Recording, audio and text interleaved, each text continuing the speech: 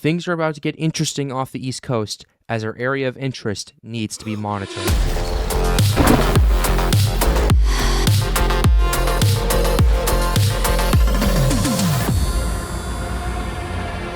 What is up, weather enthusiasts? I'm your host, Pat's Path Predictor. Let's get right into the weather. Alright, so here's the situation we have for you, ladies and gentlemen. We still have our area of interest off the southeastern coast of the United States. Our frontal system is currently moving through parts of the United States, and the western edge of that system is going to be expected to detach and essentially become its own area of vorticity, and what is ultimately going to cause all of this area of tropical interest over here off the East Coast. So we're going to be talking primarily about that, as well as the conditions, to kind of see how realistic it is and how the impacts are going to be planned out. So with that being said, we're going to go ahead and dive right into it in just a second, but we are 30 subscribers away from 15,000. Let's see if we can hit it by the end of the month. We have 3 days left to go, so let's see if we can hit 15,000 by the end of June. That would be much appreciated. I've been putting in a lot of work over the last 5 years into this, so let's see how this goes. But with that being said, we're going to go ahead and move into it. Starting off, we have our NHC area of interest. They actually have expanded the area a little bit, but they have continued to maintain a 20% chance of development, now hugging from pretty much north off the coast of North Florida to parts of the Carolinas right here, at least according to what I'm seeing right here. It looks like it's encompassing from pretty much, I'd say, near the Space Coast in Florida to off the coast of the Outer Banks in North Carolina. So they've been expanding that a little bit. They've been adjusting that area over the last day or so, but let's go ahead and read what the NHC has out for us right here. A broad area of low pressure is expected to form offshore of the southeastern coast of the United States along the western end of a frontal system on Monday or Tuesday. A gradual development of the system is possible thereafter while it drifts westward. 20% chance of formation in the next 7 days. So we now have a time frame. It's expected to detach in the next couple of days. And then from then on out, things might start to get a little interesting. Things have shifted a little bit in terms of the models. There has been a drop of support, and it has mainly stayed off the coast. So we'll have to, for right now, so we'll have to see how things will ultimately go. I want to look at the conditions as well to kind of deduce what exactly is going on and what is causing this change for you guys. So here's what we have for you guys right here. This is the Canadian ensemble that I have pulled up for you. We're also going to look at the Euro and the GFS as well, but the Canadian ensemble, let's go ahead and go to and get started to about 24 hours out. Not too much going on by the time we get to tonight, and then as we start getting to tomorrow, that's when our frontal system starts to move off the coast of the Carolinas over here and starts to slowly detach according to the Canadian, and its overall starts off relatively weak, but over the Gulf Stream right here, so already over pretty warm waters to kind of get started. And then as time continues to go on, as we go towards tomorrow night, it starts to shift to the southeast first. And what I've noticed with this too is what it does at first is it kind of moves to the southeast along the frontal boundary, and then as it starts to detach, it starts to move slowly to the westward. We saw this in yesterday's runs as well, especially with the Google DeepMind and even a little bit with the European as well, kind of having that first move along the front and then detach as we get towards Tuesday. So that's what we're seeing for tomorrow night. And then as we get to Tuesday morning,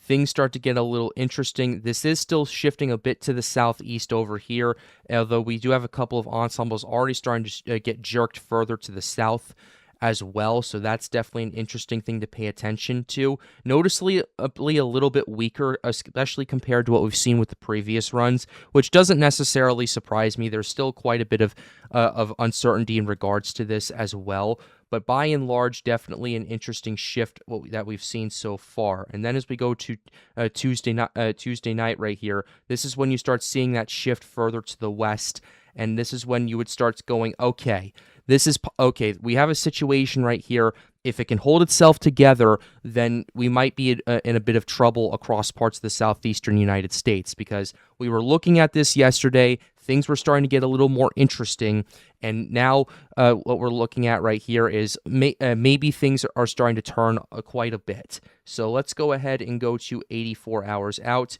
Still remaining relatively weak as we get to the 1st of July, as we get to Wednesday morning over here, and you're noticing a split in the model. Some of the models want this to kind of drift to the southeast, some of it to the south, more so towards the west, but you definitely are still seeing that signal over there, although it remains relatively weak. So we're gonna have to see what's going on with this and what kind of conditions we're paying attention to.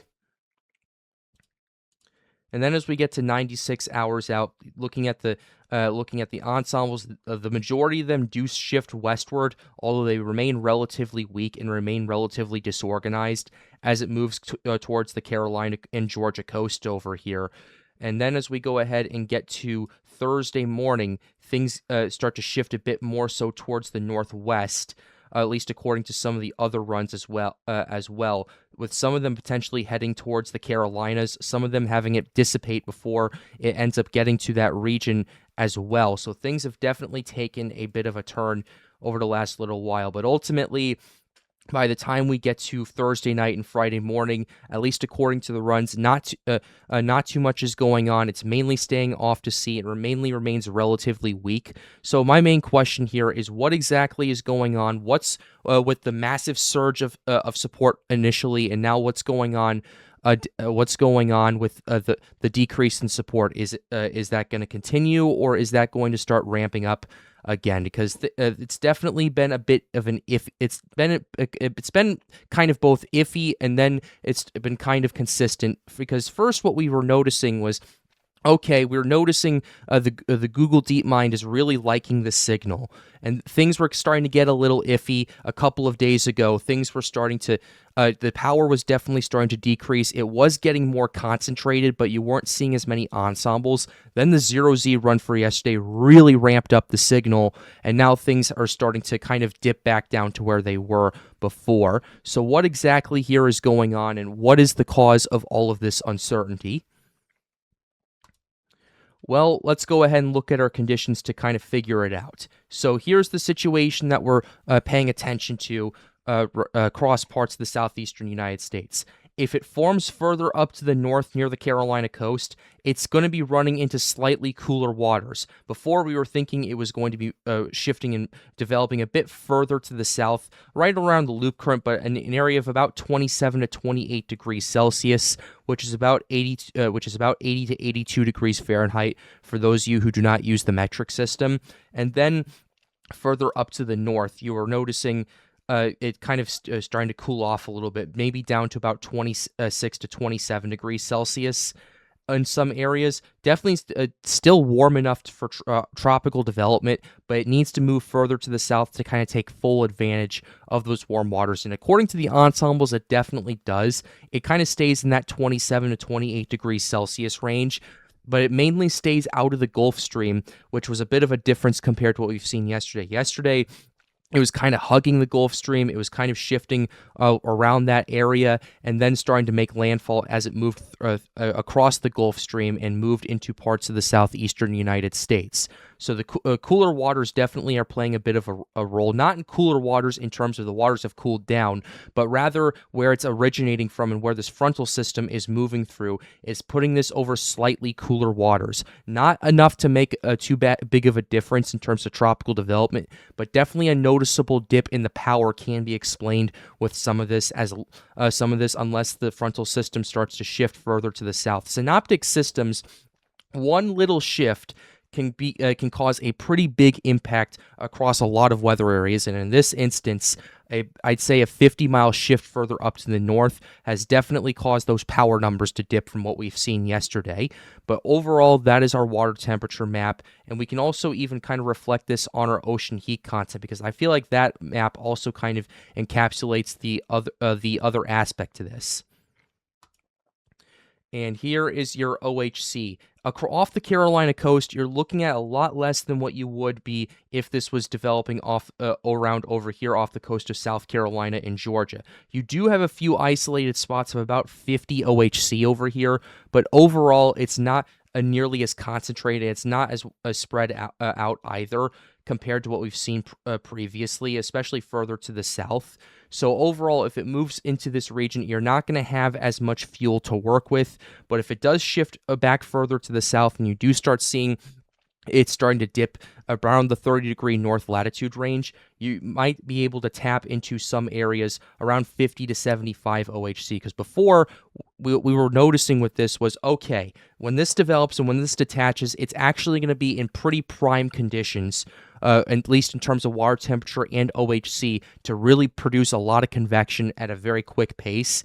And the shear was not going to be that big of a factor either. So whatever dry air was over there, as long as that moisture pocket continued to develop and as long as that system kind of mixed out a lot of that dry air that was around it and produced more and more convection, it would have a pretty decent time over there off the southeastern U.S. coast. But overall, that's what we're looking at. A bit of a shift further up to the north has definitely kind of caught my attention from what I saw the ensembles earlier today. And then let's go ahead and take a quick gander at our wind shear. Yeah, let's go ahead and pull this up for you guys right here, because this is going to be an interesting factor and an interesting wild card to what's going on with this. Let's go ahead and take a look at the European, and we'll take a quick gander at our wind shear. Not our wind shear anomalies, just the regular wind shear pattern for right here. Here's what you got for you guys right here. Overall, you do have some shear that's moving in, at least for right now, across parts of the southeastern United States, but that is expected to exit the area by the time we get to about 48 hours out. And when the frontal system starts to attach and move off the Carolina coast, you have a pretty good moisture pocket, not moisture pocket, but you have a good shear pocket where there's low shear, there's not much going on, and any sort of convection that takes advantage of the warm waters that it's given will have a shot at kind of taking full advantage of the fact that there's no wind shear in the region. And that is basically telling me that the dry air continues to remain the wild card in that region, and that the models are kind of split on that. So let's go ahead and take a look at what we're seeing in the future. 72 hours out, you do start seeing that vorticity. You do start seeing that rotation over here, according to the Euro, moving kind of off the Carolina coast and deeper into the Atlantic. And you are noticing a little bit of shear around that, but at least from what I'm seeing, this area right here is not synoptic shear. It's more so meso shear. And what I mean by that is, because convection produces its own storms, and those storms produce their own updrafts and downdrafts, that in an instance, at least with these modeling outputs right here, can kind of confuse them and kind of indicate, hey, there is shear right around this system, but it's actually convection. It's actually the storm producing its own quote-unquote shear. Talked a little bit about that in yesterday's video, but I thought I'd bring this up here once again. The big bulky shear is over here further to the north, away from this area of interest right here. So that's not going to really do too much of make too much of an impact, especially if it shifts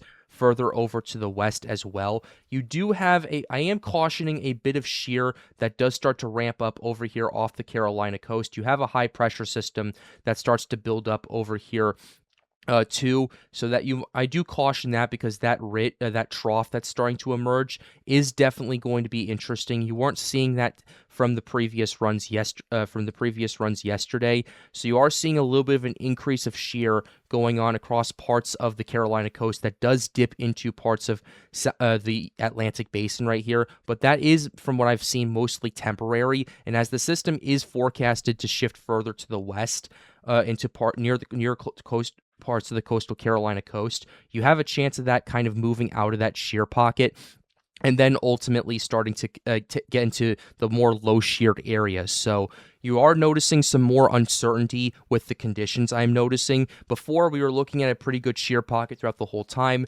Now we're going, okay, hold up, ladies and gentlemen. There's that backside of that trough might be giving it more of an influence, and that might be a bit further to the west than we originally thought. So we'll have to pay attention to it. this is going to be a scenario where models are going to be one thing, but the conditions on the ground are going to be a whole other ballpark, and it's something that we're going to need to pay attention to. And this is going to we're going to have to wait and see how this ultimately plays out and how these conditions trend. If this is a one-time thing or if the shift continues, because this is a complete 180 from what we've seen. We've seen previously. We're going to have to watch that. Now for the wild card situation right here, and this is our dry air aspect.